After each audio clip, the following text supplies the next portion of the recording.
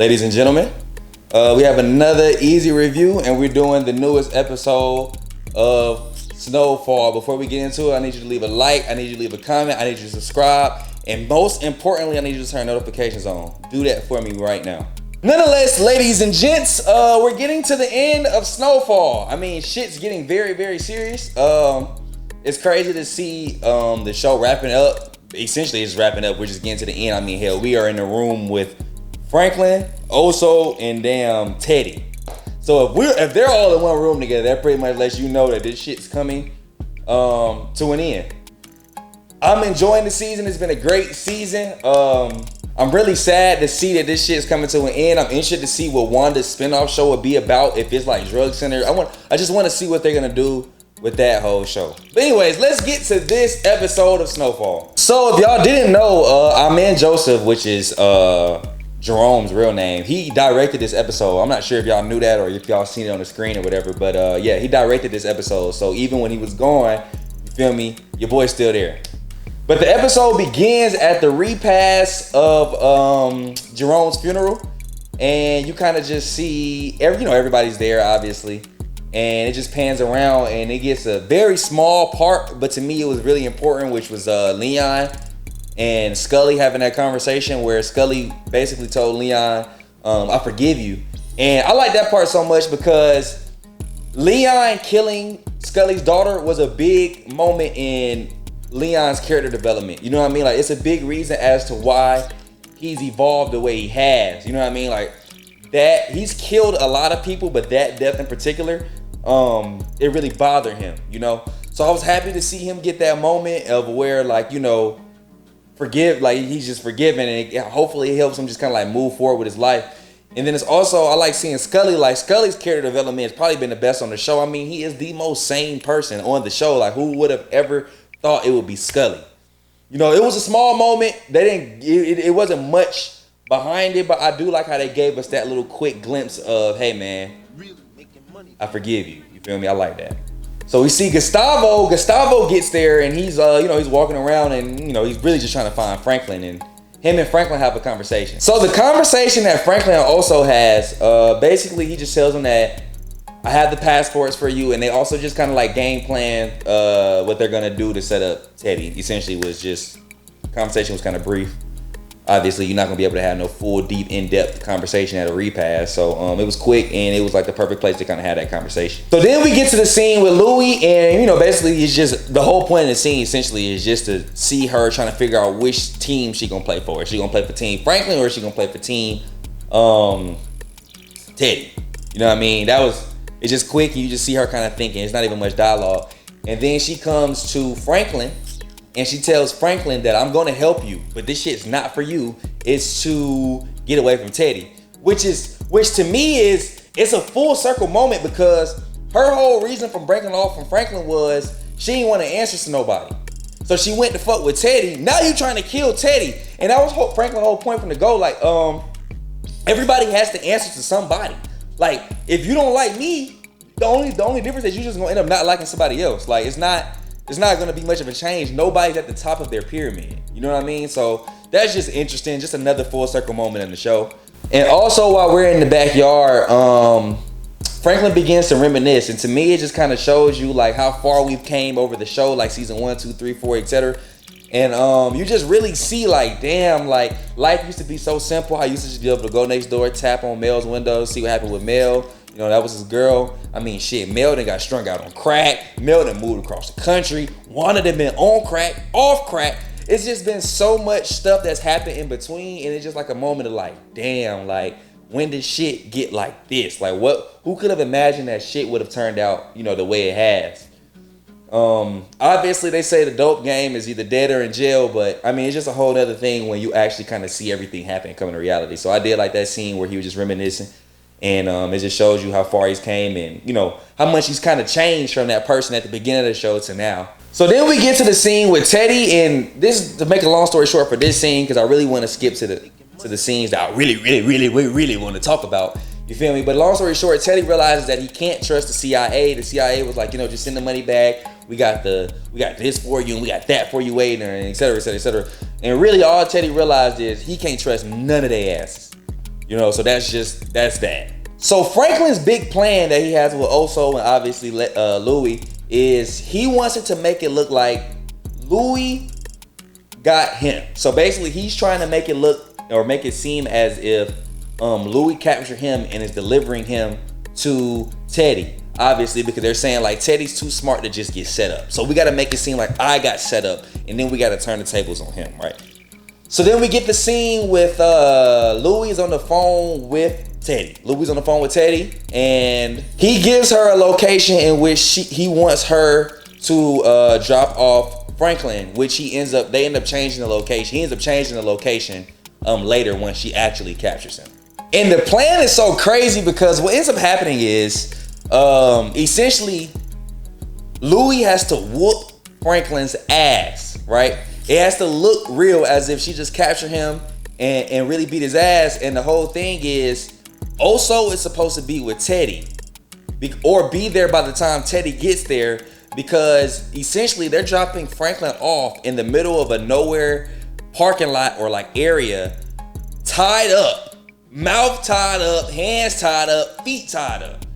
So he doesn't really have no means of protection other than Oso. So the plan is extremely risky because it leaves him pretty much butt booty ass naked for the okie doke. You feel me? So the plan is very risky, but to me it is the probably best way that you're gonna get to set up Teddy, honestly. So then we get to the scene with Gustavo, and he's talking to the boys, the little kids, his boys.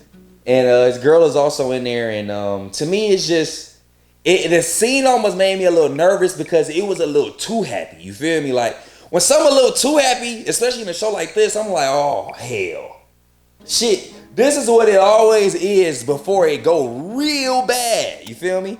And like I said, Gustavo just one of them niggas in the show, man, where I rock with Gustavo, man. Even when he became an informant and shit, man, I just rock with Gustavo because really Gustavo been looking out for Franklin since season 1.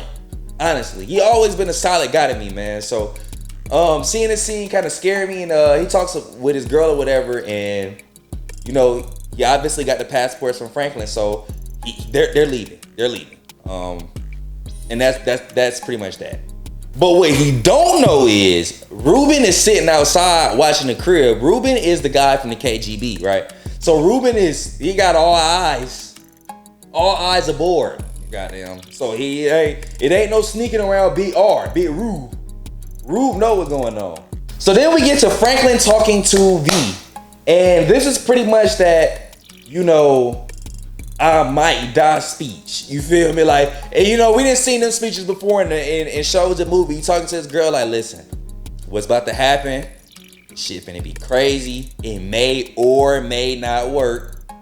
So if the shit don't work, here's what you need to do. You know what I mean? And obviously she don't want to hear that because essentially it's almost preparing you to die. Like it's preparing for your death. And obviously she's not trying to think like that. She's pregnant, about to have a fucking baby. So it's a lot for her to hear, but it's something that she needs to hear. It's coming from a place of genuinity. Is that a word? Genuinity? Can somebody tell me if that's a word? But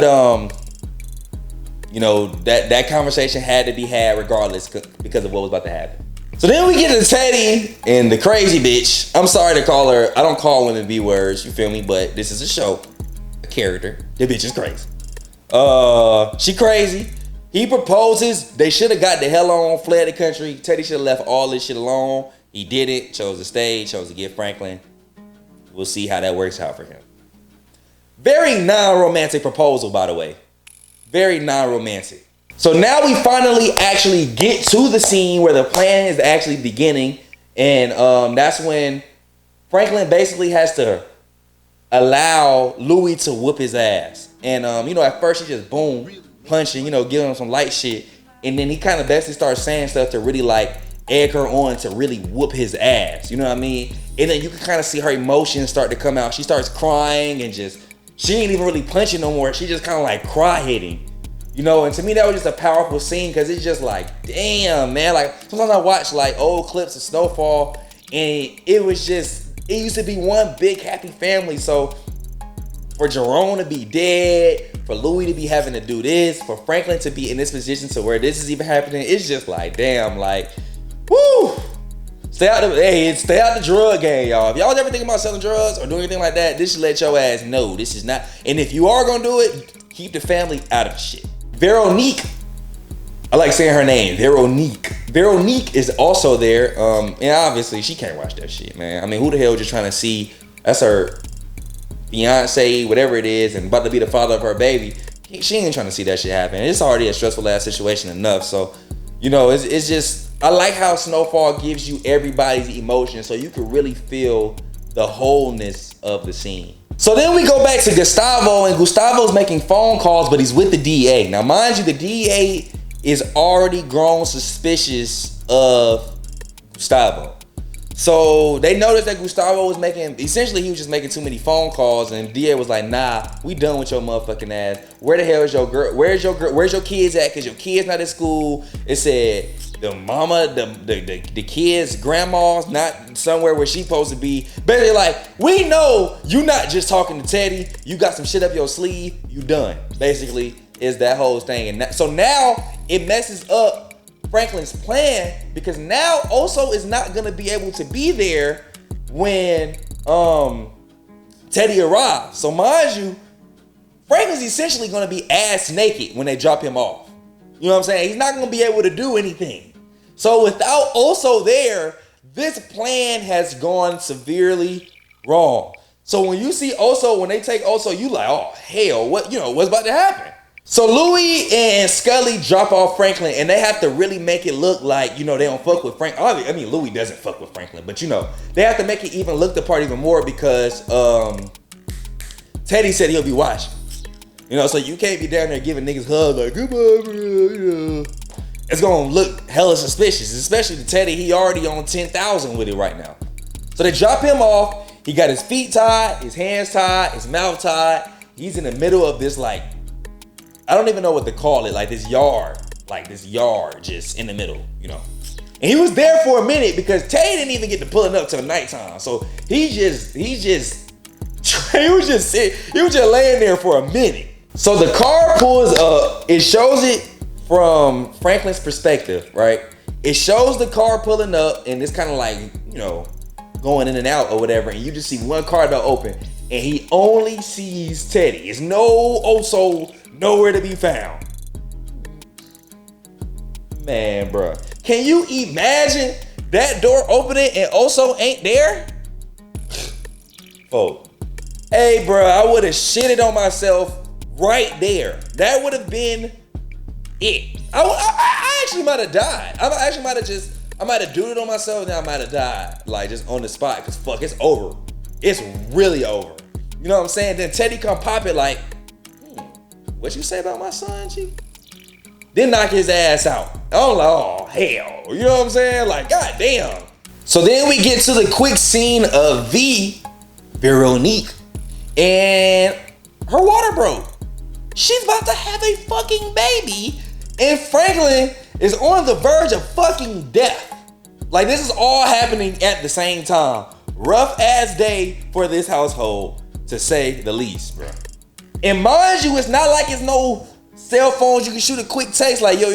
Like, this nigga Franklin has no idea that his baby's on the way, I mean, he got bigger fish to fry, which is crazy when we're comparing it to your baby being born. But that's how fucked up the day is going for the Saints. So then we get to the scene where the DA is still moving Oso. They're driving Oso. And long story short, Ruben spins it, which is KGB guy. He crashes the cars, kills the lady, and he takes Gustavo on. He's like, nah, nigga, we finna finish this shit. But see, Ruben wanted Teddy for himself. You know what I'm saying? Franklin also wanted Teddy for themselves. So Ruben kind of saved the day, but he's still fucking up the plans a little bit. But he saved the day though, because without him doing that, Gustavo would have never gotten to Franklin. Franklin ass would have been dead as a doorknob. Okay? So long story short, we get to the scene where they got my nigga Franklin. He's standing on top of Ben, and he's being hanged by some cords, like looking like a strange fruit, man. Rough. You know what I'm saying? It was rough to look at.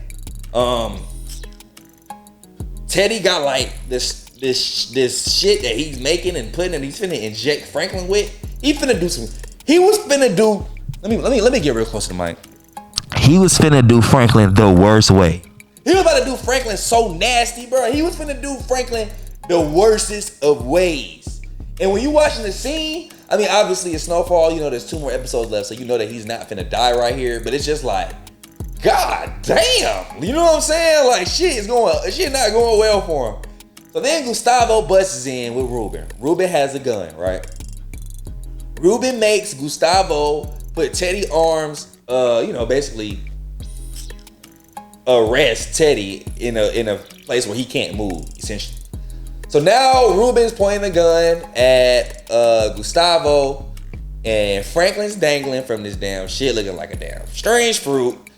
And there's like a slight pause, and then Gustavo attacks Ruben. You know, they're fighting. The fight's stressful because it's basically like, oh shit, like if Gustavo loses here, Teddy's gone and Franklin dies.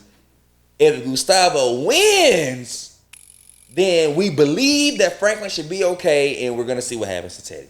So they fighting.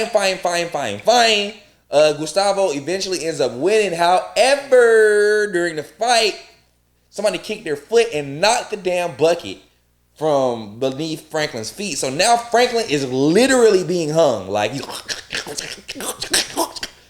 now. Gustavo was moving way too goddamn slow for my liking at the end, bro. Like, nigga, I'm fucking hanging. Help me, my nigga, you know what I'm saying? Like, you don't fucking see me over here? Shit. But nonetheless, he does end up getting the bucket, putting it back under Franklin's feet, cutting him off the shit, right? But Teddy's face, as this shit's happening, he cannot believe it. No. He's a fucking traitor, man. He's a traitor. You know, Teddy's seeing his life flash before his eyes. And all television and movies have showed me is, if you want somebody dead, kill him as soon as you got the chance. Because prolonging shit always allows for that person to make it out somehow, no matter the odds. That's what television has showed me. So, it pretty much concludes the episode. I mean, Franklin gets cut down, and also look at him like, all right, so now what? And you just see Franklin looking up at his ass like, you got your motherfucking ass now. So 2 more episodes. I think Teddy still makes it out the next episode alive though, somehow. Because listen. They told Teddy to drop his weapons. However, Teddy still has a weapon in his ankle that he put in there. I think that will be utilized next episode. The gun that's in his ankle. Remember that I said that. Y'all heard EaZy say that first. Beautiful show, man. Hate that it's coming to an end. But speaking of coming to an end, that'll be the end of this episode of an EaZy review. I'll have another EaZy review for y'all tomorrow for the newest episode of Power. And then we'll have another EaZy 10K episode. That'll either come out Sunday or Monday. Probably Monday though, honestly. We'll be talking about a couple different topics on there. I hope you guys enjoyed the last EaZy 10K. I hope you guys enjoyed this EaZy review. Don't forget to leave a like, comment, subscribe.